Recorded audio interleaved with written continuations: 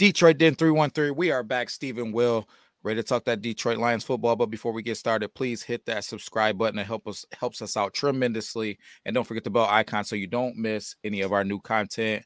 Steve, tell the people what we just did.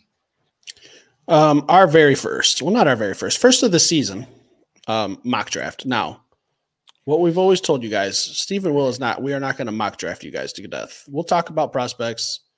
We'll talk about some kids. We'll break down some stuff. But what we are not going to do is mock draft every 3 days. We do a mock draft like we're doing right here tonight. We're going to do a mock draft after the combine, and we're going to do one before the NFL draft. We do 3 mocks. We don't mock you guys every single day. So what we were using was what was that website called we were using? PFN Mock Draft Simulator. PFN Mock Draft Simulator. Very accurate. We were using a different one. It took us a while to get going because we didn't feel like the rankings were very accurate, fair, or even close at all. They had first-round guys in the 4th round. So we scrapped it, checked out that website. It's much more realistic. We did one. We don't do mock drafts until we get who we want. We hit start. That's who we roll with. So, Will, with pick 29 in the NFL draft, who are you taking?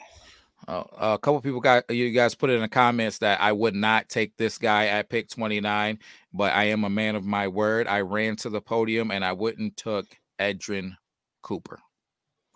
Listen, he's a beast. He's running sideline to sideline. He's disrupting everything. He's playing in the backfield. He's running down screen plays, and he's spying quarterbacks. What do we have problems with? Mobile quarterbacks. He immediately helps solve that problem, and he immediately makes Alex Anzalone the slowest linebacker out there on the field. And again, he was running all over the field, causing havoc. Let's go. Yeah, Alex Anzalone, not to knock him, he's not slow. He's not. But he will be the slowest guy on the field if this happens. And I like your pick. It's very solid. We just talked about this kid and a kid from Clemson. If you guys want to check that out, we'll tag it at the end of the video. Yeah, he's a guy we need. Not a household name yet. You'll probably start hearing his name more and more, but just know that Stephen Will, we're talking about him first. That's just a fact. Texas A&M, by the way. Yeah. Hey, Dan Campbell guy, Texas A&M, got that connection. Dan Campbell probably knows all about him. Probably got a little inside scoop. He probably knows some guys back there in Aggie Town, so he can make some phone calls and find out about him. You know it. I like the pick. I give that pick an A, and it's not even my draft. Hey, thank you. But I got lucky in my first round pick. I got a little lucky. I had a guy fall to me. I didn't think it was going to happen. We got JPJ, Jackson Powers Johnson. Yeah. Fell to the Detroit Lions at 29. Did not see it happening. Couldn't have hit submit pick fast enough. Yeah. Here's a guy that's going to come in. He's going to replace Jonah Jackson. We're all assuming he's going to leave. Jonah wants to get his payday. We can get this guard, I think best guard in the center in the draft, and he can also play center. A lot of people are talking about Frank Ragnow, asking him about his future. We don't know how long Frank has. We cherish the time we have left with Frank, but we all know he's probably, he's playing on, I don't want to say borrowed time, but he's knocking on that door of retirement. So JPJ is a guy who can slide right in there at center if we need him to come that time. Hey, you know what they say? Anytime you're talking about retirement is around the corner. So yeah. Hey, it's better to be proactive than be in desperation and trying to act then. So I love the pick. You know how I feel about Jackson Powers Johnson. I just feel like this offense is pretty set right now. And if we got to find a guard next season, so be it. But if I'm living in a world where at pick 29 we got Jackson Powers Johnson, I'm definitely not going to cry about it. No, I think what you need to do is you need to keep Jared Goff upright because that's how he performs best. You can't have him scrambling. He doesn't have great pocket presence. He can't move pockets.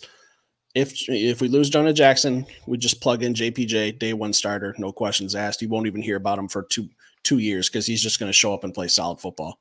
Day one starter. Not wrong. Pick 61, round 2. Yep. This is where Brad Holmes has hit gold over and over again. Will, who you going with? Rook Aroro. We've talked about him, and this is kind of where it got different. And I truly believe this. If you're talking about his traits and his intangibles, a guy that wasn't even on the board until round 4 and a lot of people's mock drafts and 5, like it was just absolutely crazy to me if you watch the film. But That's one of the things that I love about the site that we use. They've updated the site. Guys are ranked where I believe that they should be at this stage. And I believe Rook was ranked in the 50s. Oh, he's a guy that you're not going to wait to the 3rd or 4th round and be able to get him. You're going to have to draft him in the 2nd round. I would run to the podium and go get him because he has tremendous upside and he is an athletic freak. So again, when we talk about dealing with athletic teams, when we start talking about dealing with RPOs and guys being put in conflict and having to make agile decisions, Rook is my guy. Couldn't draft him quick enough. You said something this morning where you said, I can't leave a draft where I don't have either Edgerrin Cooper or Rook, and I can't say his last name, guys, if this is your first time watching. I call him Rook, Rookie. I'm not even going to try to butcher the kid's name. How would you feel if we got both of them instead of just one or the other?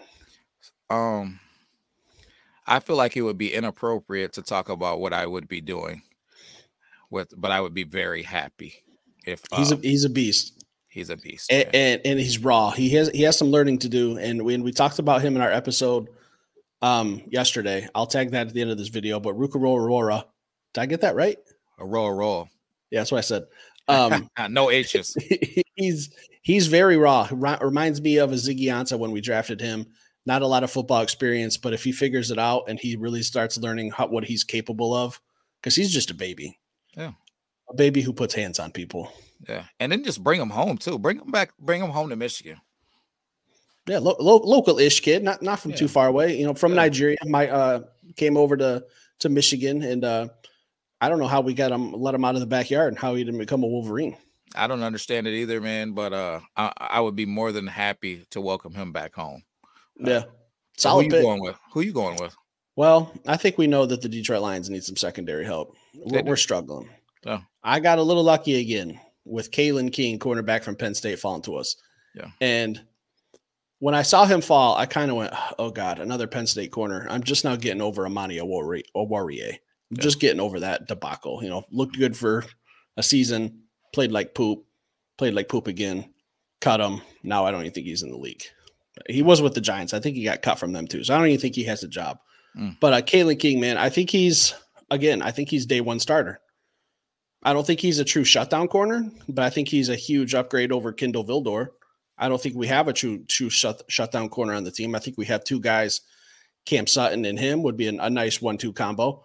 But I got some guys later on that I'm going to beef up, and we still don't know what's going to happen in free agency. We could add some pass rushers and make this pick, Kalen King, a hell of a lot nicer, and I'm still happy with it.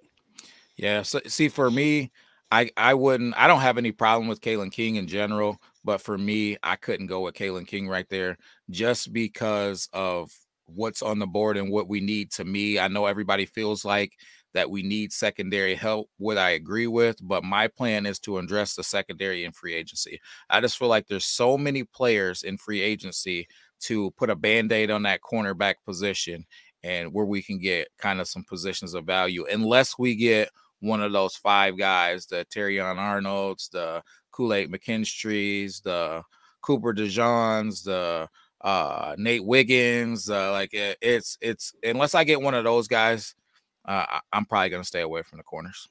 Calling my guy a Band-Aid?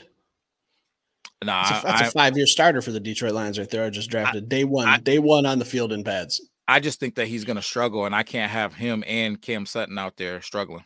You say struggle. I say learning curve. You're a rookie. You get a little bit of a break. I'm not saying he's going to be Sauce Gardner, but who would you rather have, Kalen King or Kindle Vildor? I'd rather have Stephon Gilmore, Kendall Fuller. You know what I mean? Like, I'm going to address this thing in free agency, get Emmanuel Mosley healthy and see what he can do. That's my plan, man. So I don't want to depend on a rookie corner to have to come in and fix our issues. I want a proven corner in the league to come in and play solid football and deal with this pass rush that we're putting together. I'm going to hold you to an answer. Kalen King, Kendall Vildor. Who would you take? Emmanuel Mosley or Kendall Fuller. Yeah. It's Kalen King, and you damn well know it. Round 3. I have a philosophy. Your philosophy for first rounders is best players available, correct? Fair. I agree. Yeah. Best player. And hold on, before we get, because we got a couple of comments on that. Best player available to me isn't Mel Kiper's rankings or any of these other guys' rankings. Best player available is the best player available in our mind. In our mind as the Detroit Lions or as Brad Holmes or as Dan Campbell. So Mel Kiper might have these guys ranked wherever, but I got to get the best and most impactful player for my team. Yeah, it's kind of like I hear what you're saying, and I agree with you. It would be like if the Kansas City Chiefs had the #1 overall pick, the best player available is Caleb Williams. Are the Kansas City Chiefs going to take Caleb Williams when they have Pat Mahomes? Best player available doesn't fit for every team. I agree with you 100%. But that's your philosophy. I agree. I back it. My philosophy is the first 3 rounds, I think for round 1 and 2, you're getting starters. Round 3, you're getting guys who are going to get considerable playing time, maybe starters, kind of like on the fringe of starting. So who'd you go with in round 3? So in round 3, it was simple for me. We need to address this Jonah Jackson situation. We need depth at this O-line.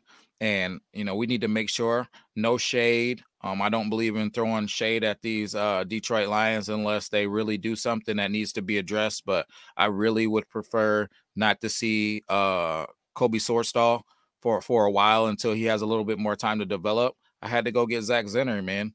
And I don't think Zach Zinner is somebody that is going to wow you with his ability. I don't think that he's somebody that is going to end up being a Pro Bowler or an All-Pro, but I think he's somebody that you're going to forget about. He's going to be somebody, in a good way. He's just going to be out there doing his job, and he's going to be somebody that you just kind of forget that's out there, in a good way. So I think he's just going to be a solid guy. He's going to be a role player, as they say, and I think he would be a great addition to this offensive line, and him and Graham could just talk about Michigan football. Here's the thing. Zach Zinner falls to round 3. I think that's probably steal of the draft. You're talking about a guy who's an absolute unit. First team All Big Ten twice, second team All Big Ten once, and a first team All American. The only reason he's in the 3rd round is because he broke his leg. End of story. This guy would easily be probably an early 2nd round pick. If he falls to 3, that's probably steal of the draft. And that's probably another, day 1 starter right there. Cause he's going to, in your situation, in your draft, he's probably going to be at least taking Jonah Jackson's spot. We don't know exactly what's going to happen with Graham Glasgow. We both hope that he comes back. 2 Michigan men on the interior offensive line. I like it a lot. I give that a solid A as well. It's a position of need. And Michigan, if you're not a Michigan fan, if you ever watch Michigan, we don't miss Michigan football games. What's Michigan want to do? They want to run the football. What do the Detroit Lions want to do? They got a 2-headed monster back there with running backs, Jahmyr Gibbs, David Montgomery. We need to keep that O-line straight, just like I said with Jared Goff. Zach Zinner, he's going to keep him upright. Yeah, we're running that ball, man. A+, maybe A+. Oh. For me, I already got my center. I got my corner. I don't think my guy is ready for day 1 run out of the tunnel starter, but I'm going to bring a kid back home. We got some Detroit roots here. Okay. Jonah Ellis out of Utah is an absolute monster. He's a kid I've been wanting to talk about for a while. Luther Ellis's son. Yep. Lions legend. What this kid has been doing out in Utah, I don't know how he's not on the radar. 12 sacks last year, and no one's talking about it in the Pac-12. In Utah has been a team that's been very, very good for the last probably 3 or 4 years. They've had a solid defense. They were sniffing around that college football playoff. They just play ugly football. So when I look at that ugly football, that's a compliment, by the way. Jonah Ellis, I asked myself this, is he a Dan Campbell guy? Yes, 1,000%. What do we need? A pass rusher. I don't know if he has all the skills to come in and start day 1, but I think he will be, like I've been saying, that when you get a team down to 3rd and 11 late in the 4th quarter and they're passing, Jonah Ellis is probably going to be in the game if he's a Detroit Lion.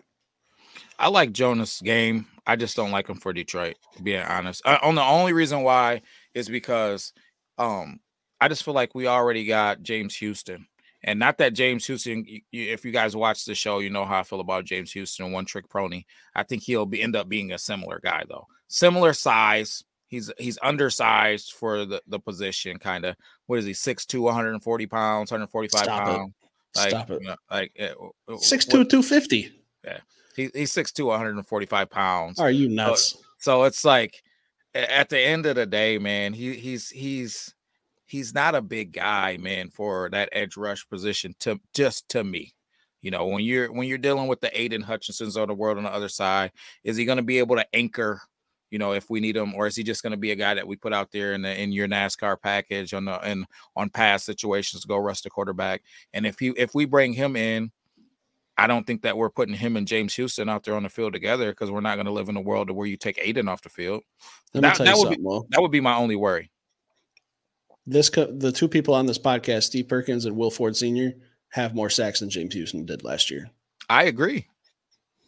Yeah, I agree. If we're living in a world to where you're telling me that we're gonna end up letting James Houston go and replace him with them, then I could see that and develop them, and you know.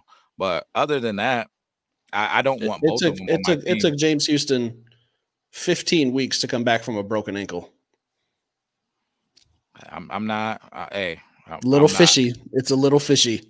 I'm just saying I don't want to live in a world to where I'm dealing with watching both of them, or both of them taking up roster spots too. Because you don't get 12 sacks in the Pac-12 by not having a couple tricks. I get it. I'm not. The Pac-12 is not a power conference. It's not the Big Ten. It's not the SEC. But there's some damn good football teams over there. Actually, the Pac-12 was probably more loaded than the Big Ten was this past year. I believe in pedigree too. I believe that he's learning stuff from dad, and he's probably got the best of the best and nice trainers and inside sight on moves and all of the above. But I don't know. I don't know that he overcomes his size when he gets to playing with grown men for a while. And I want impact now. I think you see an immediate impact. Not a day one starter, but he's going to be out there often. If he's a Detroit Lion, I hope you're right. He's going to get his shot. Yeah. You just can't say anything nice about my guys, is what I'm sensing tonight. No. All right, let's get into the final pick, round three. Round three. 2 picks in the third round from the Minnesota Vikings, TJ Hockenson trade. So we have 2 third rounders this year. Who are you going with? I went with a guy who probably will be very controversial, Mason Smith. Mason Smith is an absolute beast, but he struggled. He got injured celebrating, right? And then he's been down ever since, man. He struggled ever since, but he came in as a freshman and looked like an absolute world beater. Ever since then, he's been struggling to stay on the field. He's been struggling. He got in a little bit of mischief with some, I forget the exact words used, but he was giving something that he wasn't supposed to get, even with NIL. I don't know all the parameters around the situation.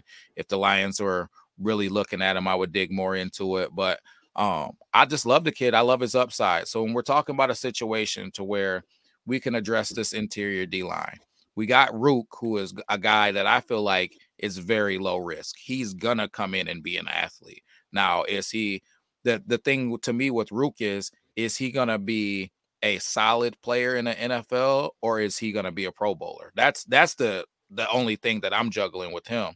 So with Mason Smith, I feel like there would be a little bit more risk there. I watched some interviews. I did a little digging into him. He does love football, and he is an athletic freak, but can his body withstand the rain? You know what I mean? We talk about guys like what's his name? I'm losing. Our D lineman that's hurt. Talk to me. I don't know why I'm going blank. Broderick Martin? No, our defensive tackle. Well, they had the back issues. Came back. I'm drawing a blank as well. Someone's gonna have to help us out on this one. Oh man, but yeah. So our D lineman that was fighting all year had the back issues. We thought he might be out for the season, and then he got out there. He played a little bit, but then at the end of the day, it's another Mason Smith would be another risk. But with your extra third round pick, taking a risk, I think the risk reward is absolutely awesome, man. So if you're telling me I would be able to partner him up and have a rotation with him and Aleem McNeil, Aroa, we still got a Benito Jones if we choose to keep him. I think that would just be ultimately, man, just Levi Onwuzurike. That's who we were thinking of. Yeah, Levi Onwuzurike. Sorry, Levi, man. You don't stay on the field enough for me to remember you apparently, but it's I just think we're living in a world to where it'll be a similar risk to him, man. So I don't know. What do you think? So he's a cheater. Not a Dan Campbell guy. I heard he wouldn't walk an old lady across the street. I just can't have that. I just can't have that on my team. Unbelievable. I just don't see it. I see a scumbag. That's what I see. Unreal. I see an absolute scumbag. Pass. There's lots of upside there, man. No Sounds risk, like a lot of risk. Sounds like he might have to get out on Sundays from like an early release program or something. I don't know. Listen, at the end of the day, man, he knew Levi was hurt when he drafted him. He knew Emmanuel Mosley was hurt when he brought him in. You know what I mean? Jameson Williams. So I wouldn't be surprised, because I guarantee you this: if Mason Smith never gets hurt and he goes on he continues to go on a chair like he did as a freshman, he's getting drafted on day one. And that's hands down. If you go back and watch his freshman tape, he looks like a dude that's going in the first round of the draft. I like it. If I'm being honest, I don't hate it. My pick, I'm going to take one of his teammates. Same type of position, kind of different position, but defensive line. Mekhi Wingo. Yep.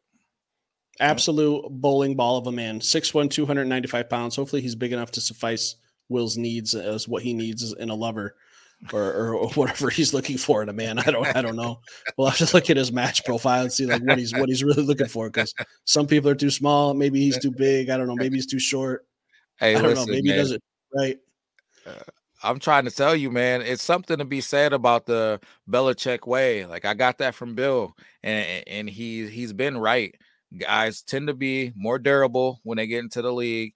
They tend to be able to shed blocks better, and they tend to have more longevity. And when it boils down to percentages, man, and I think Bill was onto something. So Mekhi Wingo, I like his game. I like his fierceness. I'll steal one of your terms. He likes to play behind the line of scrimmage. He can push that pocket back, make a quarterback boot out. Who you got over there? Aiden Hutchinson. Who you got on the other side?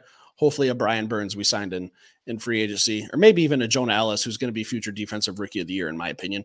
But just kidding. That's not a hot take. But I like Wingo. I think I don't think he's a plug and play. I think he's a rotational guy. I can see him and Ali McNeil getting together sometimes and being on the line together. I can see him rotating out with, if Onwuzurike would like to grace us with his presence. I can see him just kind of being a rotational player. And, you got to beef up that D line. You got to keep some guys, keep some gas, because we saw what happened to the San Francisco 49ers and the Chiefs at the end of that Super Bowl. Those D linemen were huffing and puffing. Yeah.